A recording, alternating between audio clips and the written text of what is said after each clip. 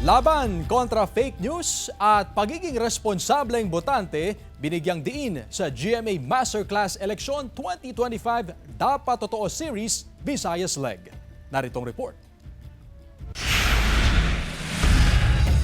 Matapos ang matagumpay na Mindanao leg ng GMA Masterclass Election 2025 Dapat Totoo Series, sunod na destinasyon ng Visayas sa University of San Agustin sa Iloilo City, ang una sa 4 na venues ng Visayas leg. Malaking tulong ayon kay Senior Vice President and Head of GMA Integrated News, Regional TV and Synergy, Oliver Victor B. Amoroso, ang ibinahagi ng mga speaker upang magabayan ang mga kabataan at komunidad. I hope you will join us in our mission and share with your families, friends, and communities that for this election and beyond, dapat totoo. Ibinahagi ni GMA Integrated News Social Media Manager Hana Patrache ang tamang paraan ng paggamit ng social media. Let us use social media for social good. Use it for your advocacies to help other people make wise decisions. Kahalagahan ng local news ang binigyang diin naman ni GMA Regional TV News Correspondent Zen Kilangtang Sasa. Pay attention to local news and hold your leaders accountable. The more aware we are, the stronger our democracy becomes. Umaasa naman ang University of San Agustin community na sa pamamagitan ng eleksyon, mangingibabaw ang katotohanan. It is a sad reality that this truth, whom we believe,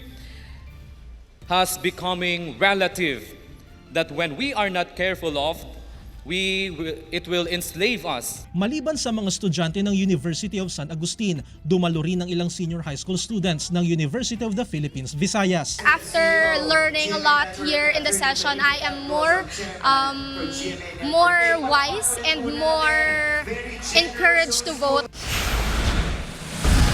Dinagsa rin ang Santuario de la Salle sa University of St. La Salle, Bacolod. Ipinaalala ni GMA Synergy sportscaster and sports analyst Martin Coach Hammer Antonio na maging wais sa pagboto. You have to pick people that would fight the good fight for us. Tamang leader na may mabuting intensyon sa pagtulong ang dapat piliin, ayon sa broadcast journalist na si Susan Enriquez. Pumili ng mga tamang kandidato. Otherwise, kung hindi natin gagawin ito, magpapatuloy ang matinding kahirapan. Naniniwala si broadcast journalist Maris Umali na ang lahat ay may kapasidad na matukoy kung ano ang katotohanan. May kapangyarihan tayong labanan ang fake. Simulan natin sa pagiging mapanuri. Sa pamamagitan ng masterclass, mas naging porsigido ang mga estudyante na labanan ng fake news. Be vigilant as well as to be mindful, to be educated enough to choose leaders. Ayon kay Brother Joaquin Severino Martinez, kayang labanan ng fake news kung magtutulungan ng lahat. Our hope and our dreams can come true if we come together and work together.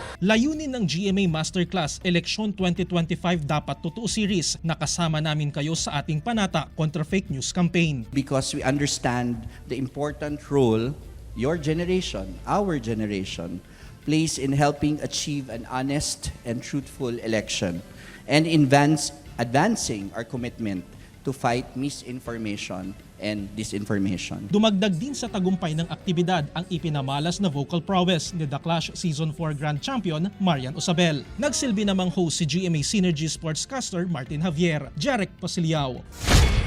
1 North Central Luzon.